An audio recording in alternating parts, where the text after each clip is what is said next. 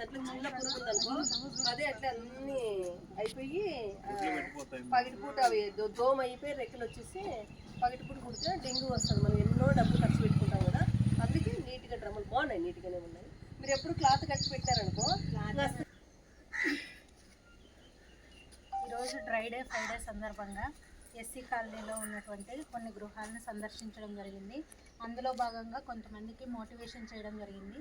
ఎందుకంటే నీటిని ఎక్కువగా నిల్వ ఉంచుకోవడం వలన గలీజ్ అయిపోయి దానిలో నుంచి లార్వాస్ వచ్చేసి దోమగా తయారైపోయి డెంగ్యూ, మలేరియా ఇటువంటి జ్వరాలు బాధితులను పడతారనే ఉద్దేశంతోన డ్రై డే ఫ్రైడే సందర్భంగా కొంతమంది గృహాలను సందర్శించి డ్రమ్స్ నిల్వ ఉంచిన నీటిని క్లీన్ చేయించేసి వారికి చెప్పడం జరిగింది.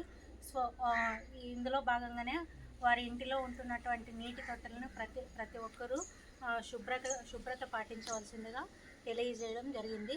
ఇందులో భాగంగా ఆశా కార్యకర్తలు అలాగే ఏఎన్ఎం గారు, సూపర్వైజర్ గారు ప్రతి గృహాన్ని సందర్శించి ప్రతి ఒక్కరికి స్వచ్ఛత పరిశుభ్రత గురించి తెలియజేయడం జరిగింది.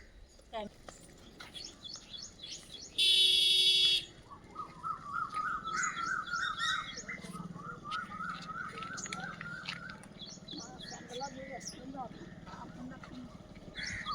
సందలా అనుకోకూడదులేమో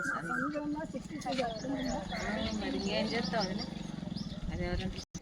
ఇక్కడ ఈరోజు డ్రై డే ఫ్రైడే ప్రోగ్రామ్ జరుగుతూ ఉంది ఎస్సీ కాలనీలో.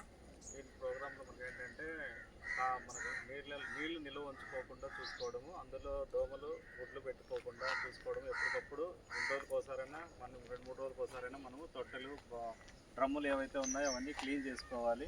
నీళ్లు నిల్వ వండుకోకుండా చూసుకోవాలి. మన టైర్లలో కానీ, ఇంటి ముందర టైర్లు పెట్టినప్పుడు కానీ, బయట డ్రమ్ములు పెట్టిన కానీ, పాత డబ్బాలు ఇట్లాంటివి ఏమైనా ఉన్నా కూడా వర్షాకాలం వచ్చినప్పుడు ఆ వర్షం బయట నీళ్లు నిల్వ ఉండి మనం చూసుకోకపోతే దాంట్లో దోమలు గుడ్లు పెట్టిపోతాయి.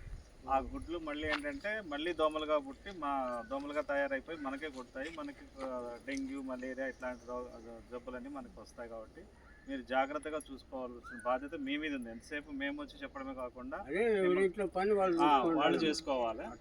ఇట్లా చూసుకుంటే కింద మనకు ఆరోగ్యం బాగుంటుంది అన్నమాట. ఈ కార్యక్రమంలో మేడం సర్పంచ్ గారు, మా ఏఎన్ఎం గారు, తర్వాత ఆశాలు అందరూ పాల్గొనడం జరిగింది.